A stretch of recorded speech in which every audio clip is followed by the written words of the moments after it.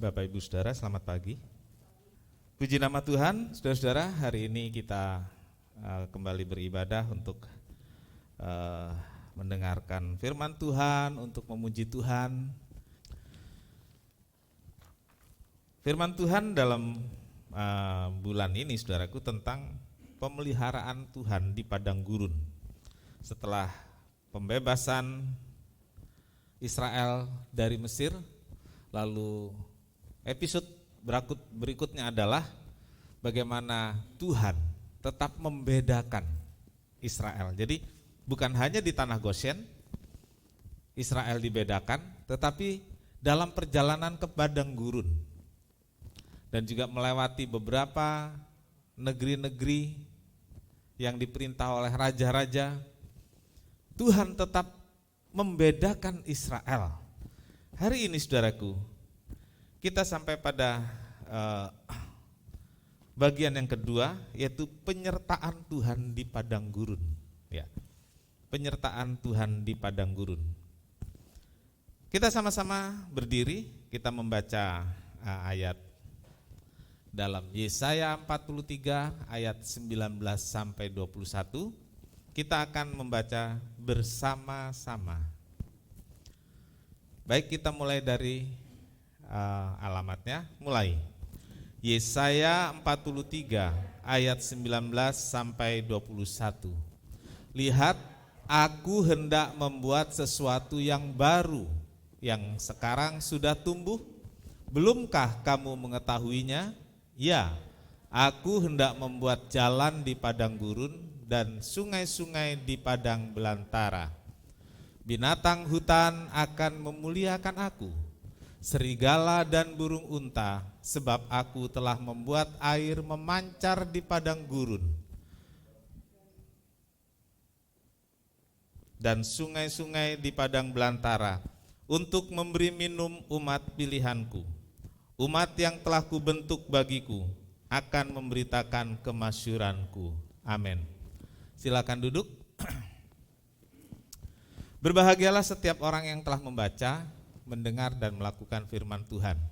Tuhan Yesus memberkati.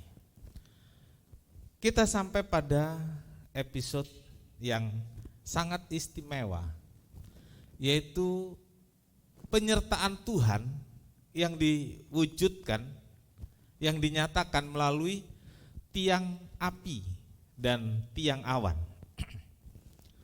Saudara-saudara, Tuhan tahu bahwa perjalanan bangsa Israel di padang gurun akan sangat sulit, akan sangat melelahkan. Begitu banyak hambatan, rintangan, juga intimidasi yang akan dialami oleh bangsa Israel. Terlebih lagi karena rombongan itu terdiri dari bukan hanya manusia, tetapi juga terdiri dari hewan-hewan peliharaan. Bukan hanya orang dewasa, tetapi Alkitab menyebutkan anak-anak dan ibu-ibu menyusui. Nah, saudaraku, bagaimana perjalanan yang seperti ini? Sangat sulit. Ya, yang sehat dewasa mau cepat, tapi anak-anak nggak bisa. Yang sehat dan kuat mau cepat, tapi ibu hamil yang menyusui, yang punya balita nggak bisa. Itu sulit. Di dalam sendiri ada kesulitan seperti itu. Lalu belum lagi barang bawaan. Saudara, ibu-ibu, bapak-bapak yang pernah punya anak kecil, kalau dulu, saudaraku, saya mau pergi nggak repot, saudaraku, bawa susu kotak. Ini ada anak-anak bawa susu kotak, sudah nggak bawa yang termos air panas lah, tempat makanan, enggak, saudaraku. Dari anak belum hampir setahun, bawaannya cuma susu kotak, ya, susu kotak. Nggak ada nyeduh-nyeduh susu di jalan, nggak. Bapak Ibu Saudara, biasanya kan beda. Bawa anak satu, kopernya dua, saudaraku. Yang isi Pampers, apalagi saudara, makanan, minuman, perlak, wah pokoknya tentengan yang banyak banget. Sekarang saudaraku, Israel yang jalan bukan hanya sehari, tapi 40 tahun saudara. Begitu lama mereka dalam perjalanan. Lalu seperti apa bawaannya? Bawaan pribadinya sendiri sudah banyak. Lalu ditambah lagi dengan barang-barang jarahan yang mereka bawa, dan memang diperintahkan Tuhan untuk dibawa barang-barang orang Mesir. Ada emas, ada berbagai perhiasan, kaca, semacam benda-benda yang kemudian bahan-bahan itu digunakan untuk salah satunya pembangunan tabernakel. Nah, saudara-saudaraku, karena hal itulah Allah menunjukkan pemeliharaannya melalui penyertaan Tuhan yang sangat menakjubkan, yang sangat istimewa, yaitu memimpinnya melalui tiang api dan tiang awan. Ya, melalui tiang api dan tiang awan. Dalam Keluaran 13 ayat 20 sampai 22, saya bacakan demikian. Keluaran 13 ayat 20 sampai 22. Demikianlah mereka berangkat dari Sukot dan berkemah di Etam, di tepi padang gurun. Tuhan berjalan di depan mereka pada siang hari dalam tiang awan untuk menuntun mereka di jalan. Pada waktu malam dalam tiang api untuk menerangi mereka, sehingga mereka dapat berjalan siang dan malam. Dengan tidak beralih, tiang awan itu tetap ada pada siang hari, dan tiang api itu pada waktu malam di depan bangsa itu.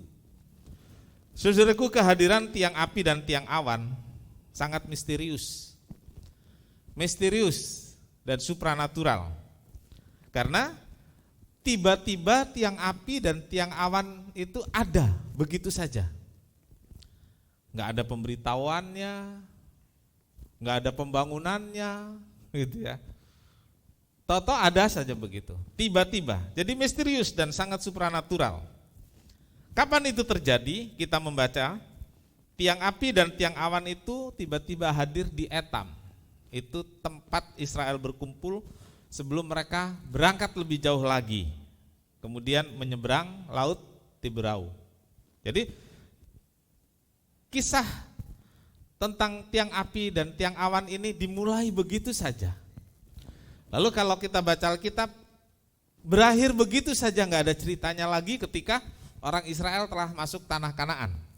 Orang Israel berada di Kanaan bukan berarti Tuhan tidak hadir lagi, Tuhan nggak menyertai lagi, enggak. Tapi Tuhan menyertai, Tuhan memelihara, Tuhan hadir dalam bentuk yang lain, dalam cara yang lain. Nah, pagi hari ini saudara-saudaraku, kita akan melihat beberapa hal. Yang pertama yaitu bahwa penyertaan Tuhan di padang gurun melalui tiang api dan tiang awan ini menunjukkan tentang kehadiran Tuhan. Ya. Tuhan yang hadir, ya, Tuhan yang hadir dalam perjalanan Israel. Ini juga memberi kita pemahaman bahwa Tuhan hadir dalam kehidupan kita sebagai orang percaya. Amin. Ada tiang api dan tiang awan. Saudara pikir, tapi saya enggak melihatnya. Nanti saudara akan tahu. Perhatikan dan dengar baik-baik apa yang firman Tuhan katakan pada hari ini. Puji Tuhan. Saudaraku, keberadaan tiang api dan tiang awan adalah bentuk kehadiran Tuhan. Wujud kehadiran Tuhan yang nyata di dalam perjalanan bangsa Israel. Ya, kehadirannya saya katakan tadi supranatural dan sangat misterius. Dan ini menunjukkan bahwa tiang api dan tiang awan itu adalah Tuhan sendiri yang hadir. Tuhan sendiri yang selalu hadir dalam perjalanan bangsa Israel. Dalam Keluaran 33 ayat 7 sampai 10. Keluaran 33 ayat 7 sampai 10. Sesudah itu Musa mengambil kemah dan membentangkannya di luar perkemahan jauh dari perkemahan dan menamainya kemah pertemuan. Setiap orang yang mencari Tuhan, keluarlah ia pergi ke kemah pertemuan yang di luar perkemahan. Apabila Musa keluar, pergi ke kemah itu, bangunlah seluruh bangsa itu dan berdirilah mereka masing-masing di pintu kemahnya. Dan mereka mengikuti Musa dengan matanya sampai ia masuk ke dalam kemah. Apabila Musa masuk ke dalam kemah itu, turunlah tiang awan dan berhenti di pintu kemah, dan berbicaralah Tuhan dengan Musa di sana. Setelah seluruh bangsa itu melihat bahwa tiang awan itu berhenti di pintu kemah, maka mereka bangun dan sujud menyembah, masing-masing di pintu kemahnya. Bapak Ibu Saudara, kita lihat di sini bahwa benar-benar bagi Israel, tiang api dan tiang awan itu kehadiran Tuhan. Kalau Musa mau pergi ke kemah pertemuan ini bukan kemah tabernakel. Ya. Jadi beda, karena dalam Keluaran 33 tabernakel belum dibuat. Tabernakel dibuat di Keluaran, perintahnya di Keluaran 36 dan seterusnya. Jadi saudaraku, itu satu kemah yang dibuat oleh Musa, dan disitulah tempat Musa bertemu dengan Tuhan. Ya, kita baca seperti itu. Musa bertemu dengan Tuhan di kemah itu. Lalu berbicaralah Tuhan. Dan setiap kali Musa keluar masuk kemah itu, orang Israel keluar dari rumahnya. Dalam pemahaman sekarang rumah begitu ya. Waktu itu tenda-tenda. Keluar dari rumahnya, mereka berdiri. Dia liatin Musa terus begini sampai Musa masuk. Dan ketika tiang api atau tiang awan itu berhenti di pintu kemah pertemuan, orang Israel sujud menyembah. Siapa yang disembah? Kepada siapa orang Israel sujud menyembah? Kepada Tuhan, sebenarnya kepada Tuhan. Tapi saya melihat di sini bahwa memang manusia itu selalu ingin melihat yang nyata, yang lahir, gitu. Jangankan orang zaman sekarang, Israel yang sudah ada tiang api dan tiang awan saja masih pengen melihat Tuhan dalam bentuk fisik. Contoh, ketika Musa naik ke Gunung Sinai berpuasa, apa yang dilakukan orang Israel? Saudara masih ingat? Membuat patung lembu emas. Katanya orang lain tuh ada yang disembah, ada dewanya, kita kok enggak, bikinin dong. Oke, dibikin patung lembu emas. Masih kurang, saudaraku. Sampai sekarang seperti itu. Ya. Tuhan sebenarnya sudah menunjukkan dia hadir, dia ada dalam tiang api dan tiang awan. Dan Israel tahu itu. Israel sujud menyembah. Tetapi dalam perjalanannya, saudaraku, masih ada keinginan-keinginan lain hingga mereka membuat patung. Ya, sebenarnya cukuplah tiang api dan tiang awan, misterius, supranatural, dan sangat dahsyat. Tetapi saudaraku, itulah yang terjadi pada zaman Israel. Dan di kemah pertemuan yang ada di atasnya tiang api dan tiang awan itu, disitulah Allah berbicara, disitulah Allah memanggil umatnya, disitulah Allah menyampaikan firman kepada bangsa Israel. Saudara-saudara, di padang gurun dunia ini, Tuhan hadir dalam kehidupan orang percaya, bukan lagi dalam tiang api dan tiang awan. Jadi jangan ada kita yang ingin menuntut Tuhan seperti waktu bangsa Israel disertai dengan tiang api dan tiang awan, saudaraku. Lalu apalagi banyak orang sekarang kan apa yang terjadi di Alkitab harus terjadi sekarang, termasuk kalau dulu Yesus bangkitkan orang mati, sekarang saya doa orang mati harus hidup lagi, gitu ya. Saudaraku, pada zaman ini kehadiran Tuhan tidak lagi seperti itu, dan Tuhan sebenarnya hadir dan nyata. Kehadirannya adalah saat ini dalam firman dan Roh Kudus. Itulah tiang api dan tiang awan bagi saya dan bagi saudara. Firman dan Roh Kudus. Itulah tiang api dan tiang awan bagi saya dan saudara. Tuhan hadir dalam firman-Nya. Amin. Tuhan hadir dalam Roh Kudus, dan itu memang Allah. Kita menyebutnya Allah Roh Kudus. Firman adalah firman Allah. Itulah kehadiran Allah dalam hidup kita sekarang. Tetapi saudaraku, masih banyak orang yang ingin bentuk-bentuk lain. Bentuk-bentuk yang bisa diraba, yang kasat mata. Saudaraku, suruh percaya yang tidak kasat mata itu sulit, kecuali togel. Togel kasat mata enggak? Sering dapat enggak? Sering kena enggak? Enggak kan? Tapi banyak orang percaya. Jangankan Tuhan, COVID aja banyak orang enggak percaya. Padahal sudah banyak yang kena loh. Iya. Saudaraku, memang itulah yang terjadi pada hidup manusia. Karena itu kita dengar firman, kita belajar bahwa manusia itu hidup oleh percaya, oleh iman. Ingatlah, hidup kita ini bukan hanya karena melihat, tetapi karena percaya. Hidup karena iman, melihat dengan mata iman. Itulah yang dikatakan oleh Paulus dalam 2 Korintus 5 ayat 7, sebab hidup kami ini adalah hidup karena percaya, bukan karena melihat. Kata-kata terkenal Tuhan Yesus kepada Thomas, berbahagialah mereka yang percaya walaupun tidak melihat. Jadi saudaraku, hadirnya Tuhan itu nyata dalam firman dan roh.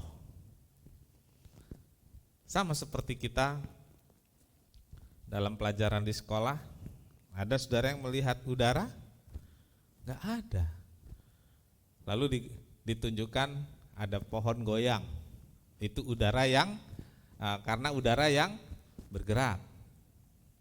Kan bingung saudaraku, enggak kelihatan anginnya mana, udaranya mana. Tapi ada sesuatu yang bergerak. Itu udara yang menggerakkan, namanya angin. Nah, Tuhan hadir dalam hidup kita. Seringkali kita pikir mana? Tahukah saudara, sampai hari ini saya dan saudara dan banyak orang lain masih hidup, masih bernafas, masih bisa makan, masih bisa minum, masih bisa ketawa. Bahkan ketika kita juga masih bisa menangis, itu karena adanya Tuhan yang hadir dalam hidup saya dan saudara. Karena itu, hiduplah dengan percaya, bukan dengan melihat. Amin, puji nama Tuhan. Yang kedua, tiang api dan tiang awan itu adalah sebagai penuntun jalan, guide. Ya, penuntun jalan. Dalam pariwisata, saudara-saudaraku, ada guide. Kenapa ada guide? Karena si pengunjung nggak tahu jalannya. Lalu ada guide yang menuntun ke tempat-tempat yang sudah dirancangkan. Saudara-saudaraku, kita hidup dalam dunia ini, kita nggak tahu tempat yang indah di mana, tempat yang bagus di mana, yang ada lubang dan tempat-tempat berbahaya di mana, kita nggak tahu. Kita perlu guide. Sama seperti Israel di padang gurun itu nggak tahu apa-apa di mana ada tempat yang berbahaya, di mana ada tempat yang bisa dilewatin dengan baik, di mana ada air, di mana ada pohon, mereka nggak tahu. Gelap buat mereka semua. Tetapi saudaraku, ada guide, yaitu tiang api dan tiang awan. Tidak mudah saudaraku mengarahkan rombongan perjalanan dalam jumlah yang sangat besar, jumlah yang sangat banyak. Tentu harus ada rekrutmen untuk memimpin sebagian-sebagian orang, harus ada pelatihan, harus ada training. Wah, lama banget deh. Ya, kalau untuk mimpin 100 orang aja ada pelatihannya, ada training, rekrut beberapa orang untuk bisa mengatur semuanya. Zaman itu Tuhan punya cara lain, ya, yaitu dengan melakukan sesuatu yang tidak biasa, sesuatu yang berbeda, yaitu Tuhan hadir dalam bentuk tiang api dan tiang awan. Melalui tiang api pada malam hari dan tiang awan pada siang hari, yang tiang api dan tiang awan itu menjulang tinggi ke atas, sehingga semua orang Israel bisa melihat. Orang Israel bisa tahu kemana arah dari tiang api dan tiang awan ini, sehingga memudahkan orang Israel bergerak, memudahkan orang Israel berjalan. Dalam Bilangan 9 ayat 22 dan 23, berapa lama pun juga awan itu diam di atas kemah suci, baik 2 hari, baik sebulan atau lebih lama, maka orang Israel tetap berkemah dan tidak berangkat. Tetapi apabila awan itu naik, barulah mereka berangkat atas titah Tuhan. Mereka berkemah dan atas titah Tuhan juga mereka berangkat. Mereka memelihara kewajibannya kepada Tuhan menurut titah Tuhan dengan perantaraan Musa. Kita lihat di sini, saudaraku. Gerak dan langkah orang Israel ditentukan oleh tiang api dan tiang awan. Waktu tiang api itu diam, enggak bergerak, orang Israel diam. Stay. Enggak bisa kayak sekarang, saudaraku, suruh stay di rumah. Karena bukan Tuhan yang suruh stay, ya. Pemerintah itu. Ya. Tapi orang Israel sangat patuh, enggak bergerak. Waktu orang Israel melihat awan itu bergerak, orang Israel bergerak ke kiri, ke kanan, ke kanan. Mereka patuh, mereka ikuti. Saudaraku, pada saat ini buat kita semua orang-orang percaya, ada firman Tuhan dan Roh Kudus. Amin. Ada firman Tuhan dan Roh Kudus yang memimpin gerak, yang memimpin langkah hidup kita. Jangan kita cari penuntun yang lain, jangan kita cari guide yang lain. Cukup firman dan Roh, itu segalanya buat saya dan saudara. Amin. Firman dan Roh, itulah yang memimpin hidup kita. Jangan kita cari penuntun, petunjuk yang lain. Kan banyak, saudaraku, orang zaman sekarang, bahkan orang Kristen, minta petunjuk kepada yang lain. Tokoh kepercayaan begitu. Dan banyak orang datang ke sana untuk minta petunjuk, saudaraku. Jangan salah, saudaraku. Yang namanya ada di Alkitab, pakai nama Alkitab, ya. Yang namanya pakai Alkitab, nama di Alkitab, saudaraku. Itu juga ngantri ke sana loh, saudaraku. Iya. Ngantri. Termasuk majelis-majelis gereja.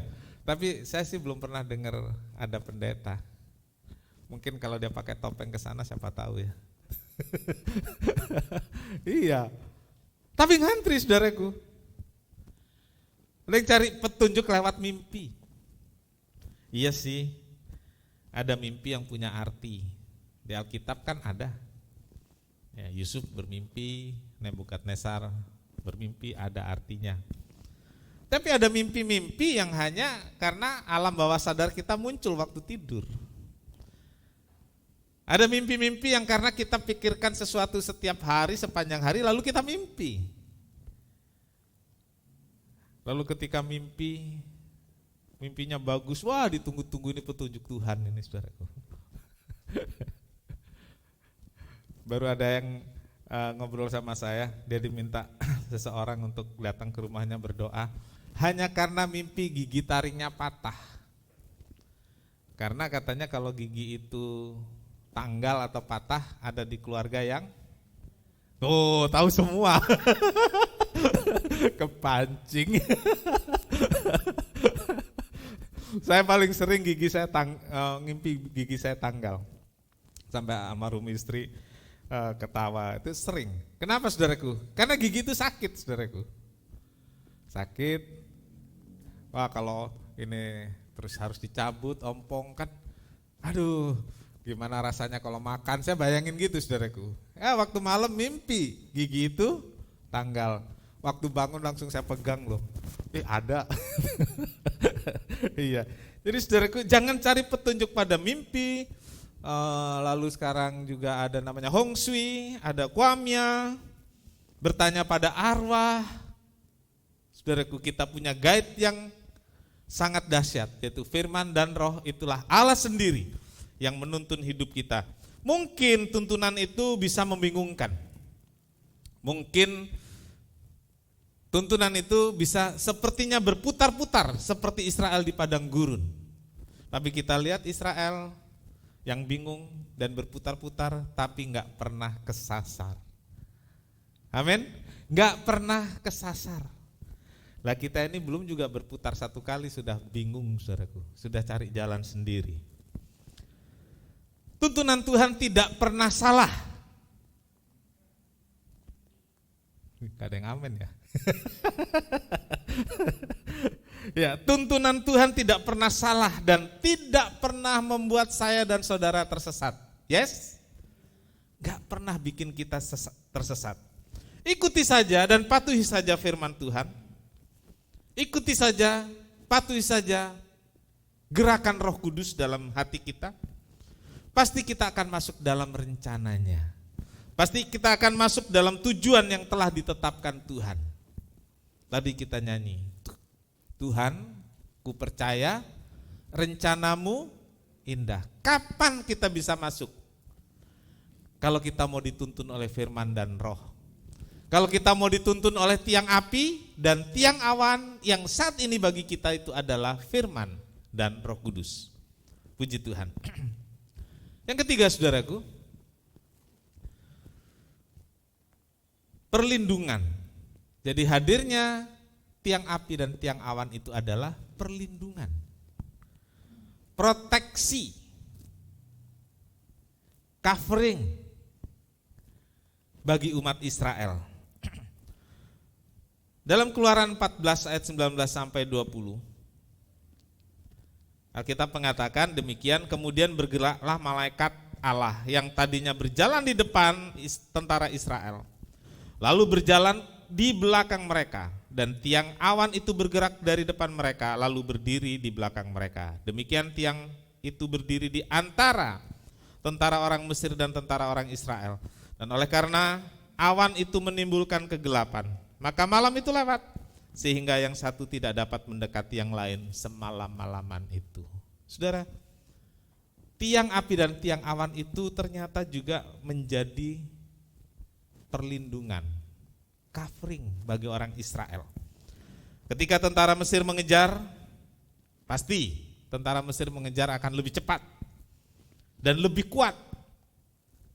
Disinilah Allah menunjukkan pemeliharaan bagi Israel dengan melindungi sehingga tentara Mesir tidak bisa menyentuh Israel. Ya, tentara Mesir tidak bisa sampai pada orang Israel. Ketika orang Mesir sudah mendekat, maka tiang awan itu ada di antara orang Mesir dan orang Israel di antaranya. Lalu terjadi gelap. Orang Mesir nggak bisa lihat jalan, nggak bisa lihat ke depan. Dan itu sebabnya kita membaca kisah selanjutnya, ketika orang Israel sudah menyeberang Laut Tiberau, Allah menghilangkan batas-batas air dengan mengirim angin, saudaraku. Maka tentara Mesir yang ada di tengah-tengahnya mati tenggelam. Saudara-saudaraku, itulah yang terjadi. Melindungi, memproteksi orang Israel. Tiang api dan tiang awan itu seperti payung raksasa yang menjaga dan melindungi Israel, memeliharanya sampai tanah Kanaan. Saudara-saudaraku, tetap berada dalam payung raksasa. Iya, ini saudaraku. Tetap berada dalam payung raksasa, firman dan Roh Kudus. Itulah yang membuat kita terlindungi, terjaga, aman, sampai hari ini. Saudaraku, payungnya tetap, karena payung itu sangat kuat, sangat besar. Payungnya ada, tapi kita yang nyelonong keluar dari payung itu. Itu sebabnya terjadilah hal-hal yang membuat kita menderita, kita celaka, karena kita keluar dari payung itu. Seandainya ada orang Israel yang tidak mematuhi perintah, lalu dia keluar dari payung itu. Waktu dikejar tentara Mesir, ya mereka akan dibunuh oleh tentara Mesir. Pasti. Jadi saudaraku, marilah kita jangan keluar dari payung itu. Jangan keluar dan cari jalan sendiri. Jangan keluar dari covering yang sudah disediakan Allah. Jangan keluar dari perlindungan yang sudah disediakan Allah. Ada bahaya di luar sana, ada celaka di luar sana. Tetaplah berada pada covering yang sudah disediakan oleh Allah. Maka kita akan mengalami hal-hal yang indah dalam hidup kita. Saudara-saudaraku, dunia ini padang gurun yang penuh tantangan dan bahaya. Tuhan Yesus berkata dalam Yohanes 16 ayat 33, semuanya itu kukatakan kepadamu, supaya kamu beroleh damai sejahtera dalam aku. Dalam dunia ini, kamu menderita penganiayaan. Tetapi kuatkanlah hatimu, aku telah mengalahkan dunia. Saudaraku, dunia yang seperti padang gurun, itulah yang kita jalani. Israel 40 tahun di padang gurun. Kita mungkin bisa lebih. Ya, saya sudah lebih dari 40 tahun, lebihnya udah 20.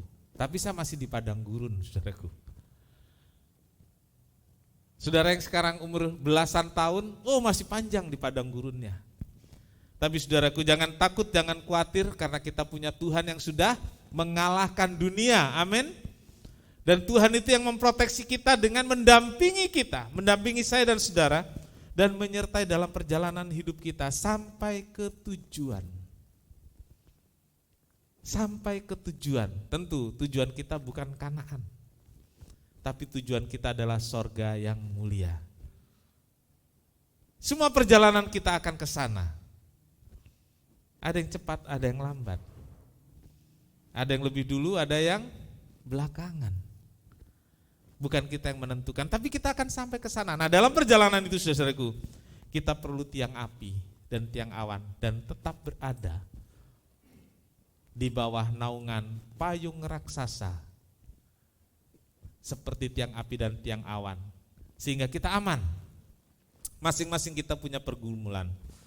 Payung raksasa tidak membuat semuanya beres, karena hal-hal yang alamiah pun terjadi dan kita harus menghadapinya. Tetapi dengan bersandar pada Tuhan, dengan tetap berada di coveringnya Tuhan, Tuhan akan membantu dan menolong kita. Jangan jalan sendiri, seperti Musa berkata kepada Tuhan, kalau engkau enggak beserta saya Tuhan, jangan biarkan saya pergi. Kalau Tuhan enggak beserta saya, jangan biarkan saya pergi. Inilah lagu yang akan kita nyanyikan bersama. Saudaraku, saya sangat diberkati dengan lagu ini. Saya sangat tersentuh oleh lagu ini. Kalau engkau enggak beserta saya Tuhan, jangan biarkan saya pergi. Karena di luar Tuhan, atau kalau saya jalan sendiri tanpa Tuhan, maka yang terjadi adalah banyak hal yang tidak baik. Penderitaan, kesukaran yang tak tertanggungkan. Mari kita nyanyikan pujian ini. Bila engkau tak besertaku. Yes, haleluya. Oh.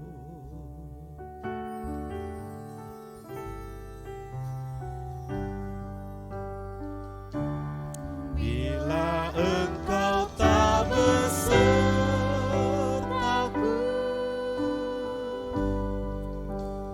ku tak mau berjalan.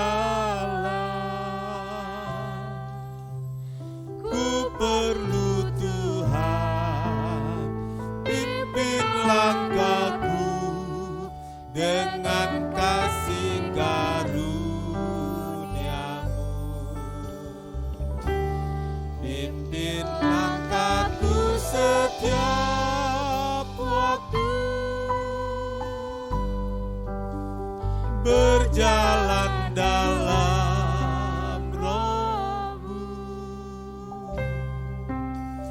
Nyatakan Tuhan kemuliaan-Mu dan berjalanlah denganku.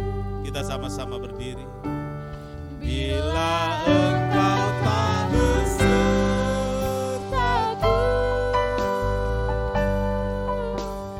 ku tak mau berjalan.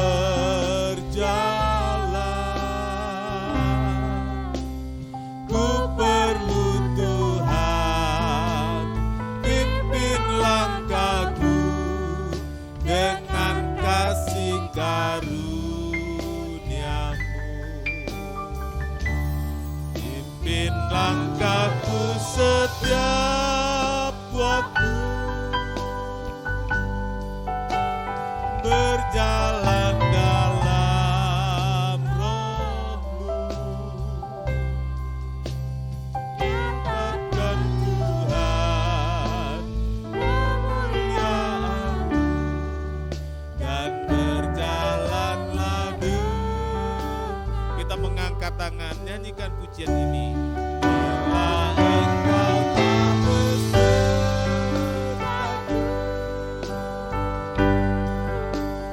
ku tak mau berjalan.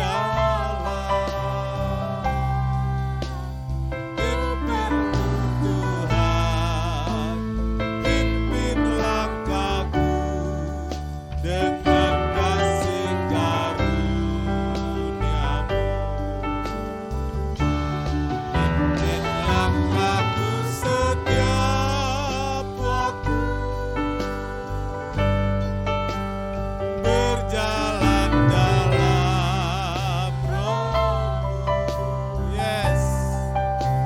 Nyatakan Tuhan kemuliaan-Mu dan berjalanlah nyatakan Tuhan, nyatakan Tuhan kemuliaan-Mu dan berjalanlah denganku. Haleluya, haleluya. Haleluya.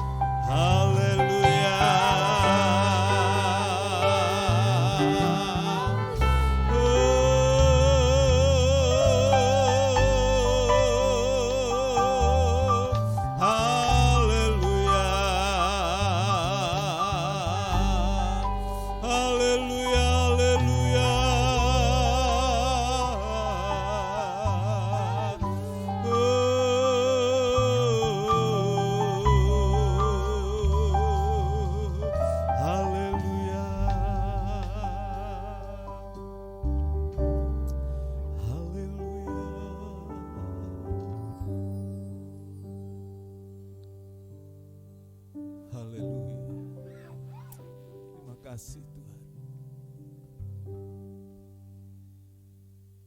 Terima kasih Tuhan, terima kasih untuk berkat firman-Mu. Terima kasih untuk rencana-Mu yang indah. Dan untuk mencapainya Tuhan telah menyediakan tiang api dan tiang awan, yaitu firman dan Roh Kudus. Sehingga kami bisa mencapai apa yang sudah Tuhan tetapkan bagi kami. Kami dapat masuk dalam rencana yang indah dari Tuhan. Ampuni kami Tuhan, kalau seringkali kami mencari jalan kami sendiri dengan tidak tetap berada di bawah pimpinan tiang api dan tiang awan itu. Ampuni kami Tuhan, dan mohon kiranya Roh Kudus menuntun kami untuk masuk dalam rencana indah dari Tuhan, sehingga kami menikmati sukacita damai sejahtera dalam pertolongan Tuhan. Terima kasih, terima kasih. Segala puji bagi Tuhan. Kami akan masuk dalam perjamuan kudus, kiranya Tuhan memberkati. Terima kasih Tuhan, terima kasih. Tuhan berkati roti dan anggur, biarlah itu jadi tubuh dan darah Tuhan buat kami semua. Dalam nama Tuhan Yesus kami berdoa. Amin. Silakan duduk, silakan mempersiapkan dengan membuka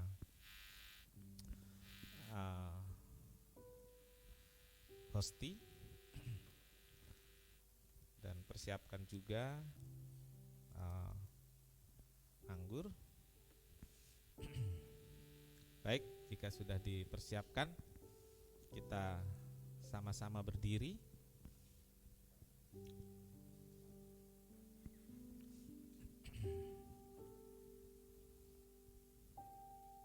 Angkat roti dengan tangan kanan lebih tinggi dari kepala. Tubuhnya dilukai, dicambuk, dan dari tubuhnya itulah mengalir darah. Tubuh yang dilukai, dipecah-pecahkan itu ada pada kita. Dan ketika kita mengangkatnya, ada kehadiran Tuhan dalam roti atau hosti ini. Tuhan hadir dalam perjamuan kudus ini. Itulah yang membuat perjamuan kudus punya kuasa yang dahsyat. Tuhan, kami masuk dalam perjamuan kudus. Berkati roti dan anggur dengan kehadiran Tuhan di dalamnya. Dan siapapun kami yang menikmatinya diberkati, disembuhkan, dipulihkan, dipelihara oleh Tuhan. Terima kasih Tuhan, terima kasih. Dengarkan firman Tuhan. Inilah tubuhku yang diserahkan bagi kamu, perbuatlah ini menjadi peringatan akan aku. Saudara, roti yang kita angkat bersama bukankah persekutuan dengan tubuh Kristus? Haleluya. Makan dengan percaya dalam nama Tuhan Yesus Kristus.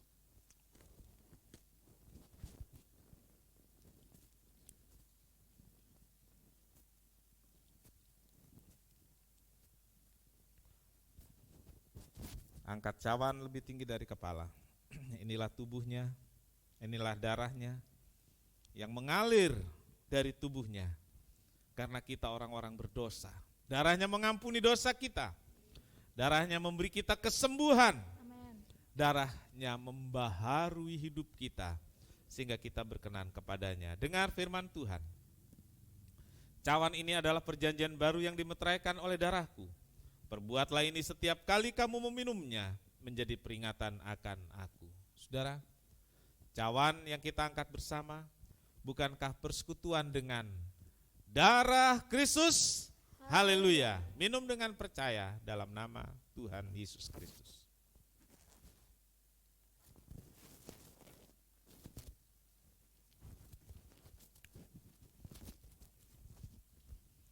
Haleluya, haleluya, haleluya. Terima kasih Tuhan. Semua karena anugerah Tuhan yang dahsyat. Haleluya.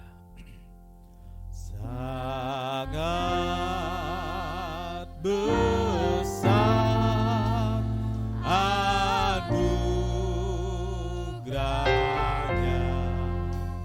yang telah ku terima.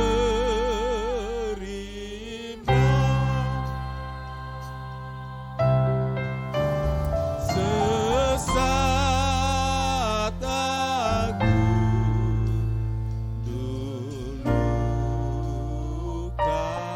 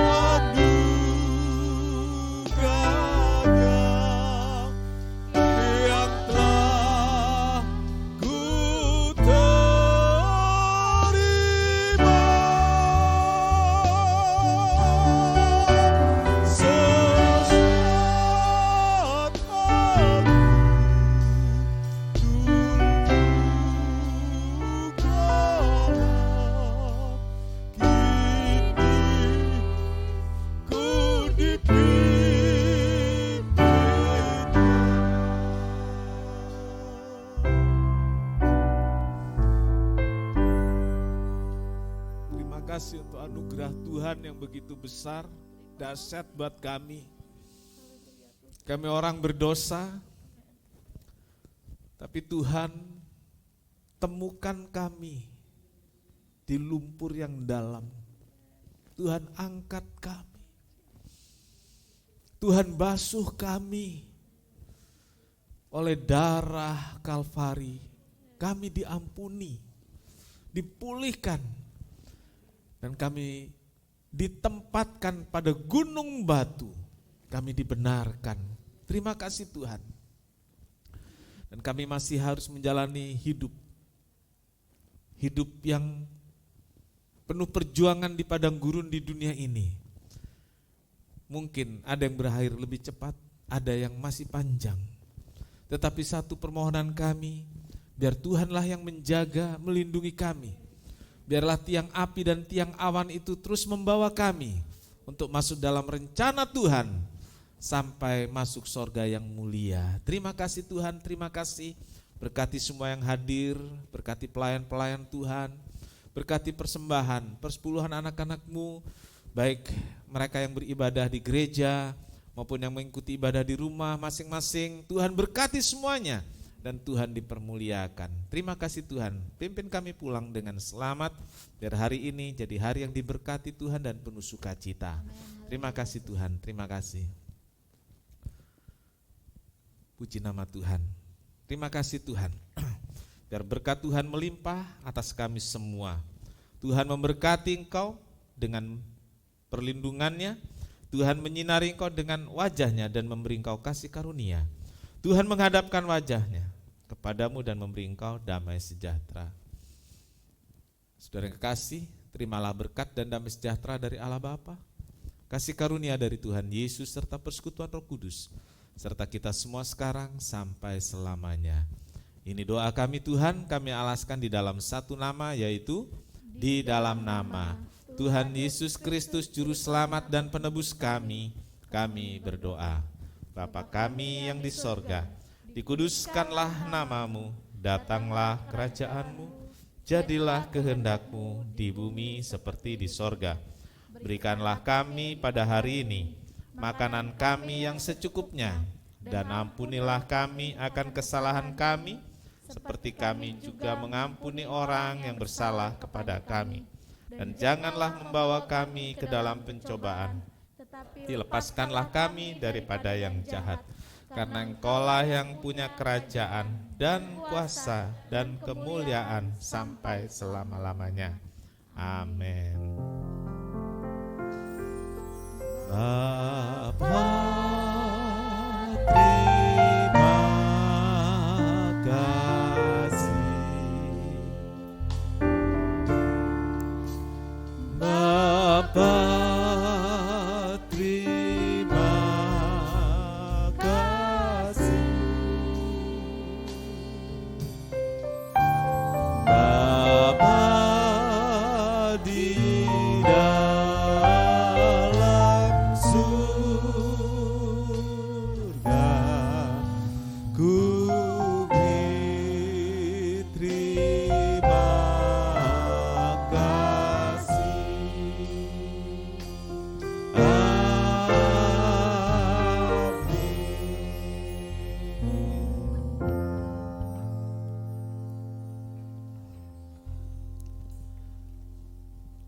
Puji nama Tuhan. Sekian kebaktian pagi hari ini. Tuhan Yesus memberkati kita semua. Amin.